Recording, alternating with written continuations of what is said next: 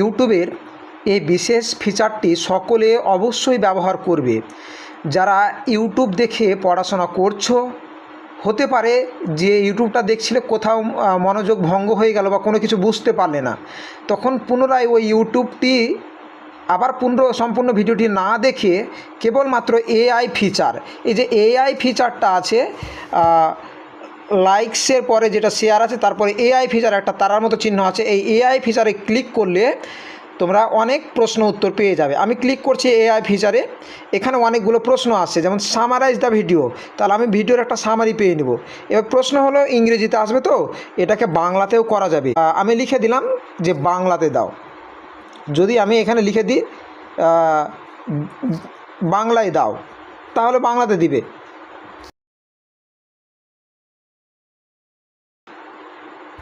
আচ্ছা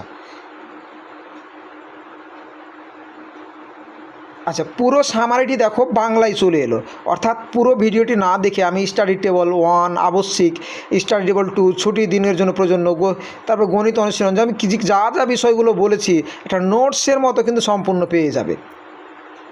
অর্থাৎ যারা নোটস বানাচ্ছ কোনো ইউটিউব ভিডিও দেখে, খুব সহজে এখান থেকে স্ক্রিনশট নিয়ে নোটটা কিন্তু বানাতে পারবে।